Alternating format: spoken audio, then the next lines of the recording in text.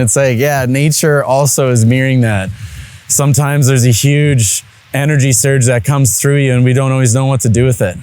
So as we gain more skills, more tools, as we grow and as we mature and have more interactions with the world around us, we can see from a higher viewpoint, a higher perspective when we slow down, when we get quiet.